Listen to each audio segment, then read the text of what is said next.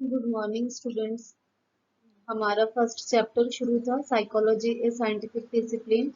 उसी की एक्सरसाइजेस देखते हैं।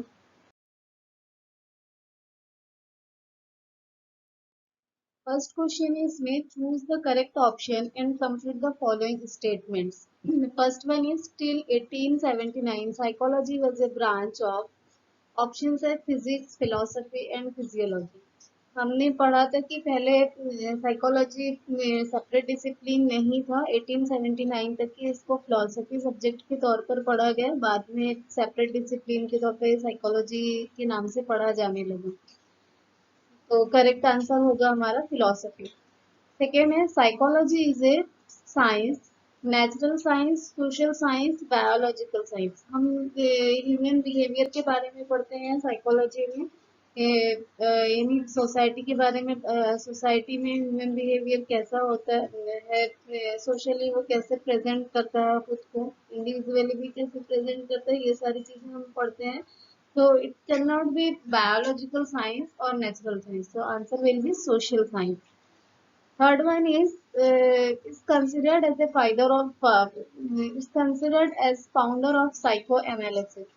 सिगमंड फ्राइड थे जो फाउंडर ऑफ साइको एनालिसिस के नाम से जाने गए। इन्होंने ही सबसे पहले, बल्कि इन्होंने ही साइको एनालिसिस का कंसेप्ट दिया।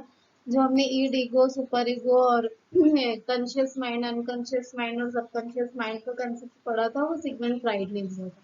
तो Sigmund Freud is considered as founder of psycho analysis. Second question है मैच द पेयर्स।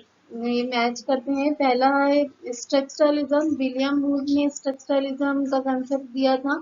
फंक्शनलिज्म का कंसेप्ट विलियम जेम्स ने दिया, जो फादर ऑफ अमेरिकन साइकोलॉजी के नाम से भी जाने गए।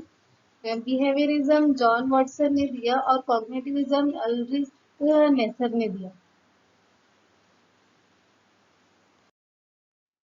थर्ड क्वेश्चन है state whether the following statements are true और फॉल्स। फर्स्ट वन इसमें psychology is the study of mental processes.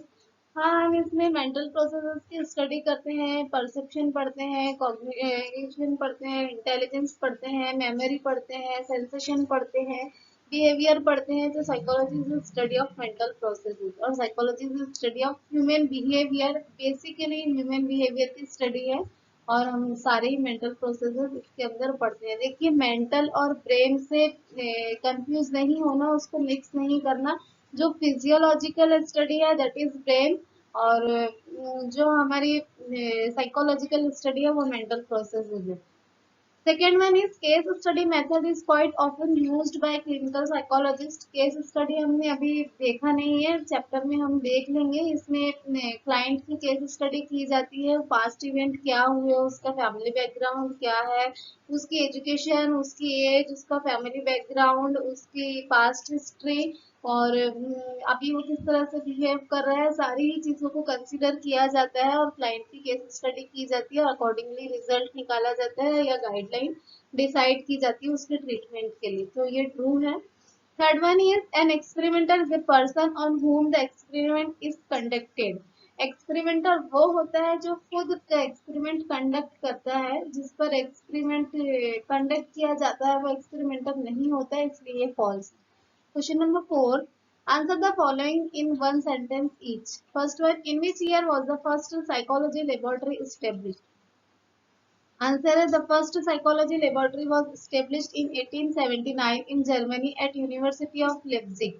हमने देखा था कि 1879 के पहले psychology as a philosophy subject पढ़ा जाता था और 1879 में ऑफिशियल इसका स्टार्ट हुआ, इसे साइकोलॉजी के तौर पे पढ़ा जाने लगा और पहले साइकोलॉजी लेबोरेटरी जर्मनी में बनी, यूनिवर्सिटी ऑफ लेipzig में 1879 में।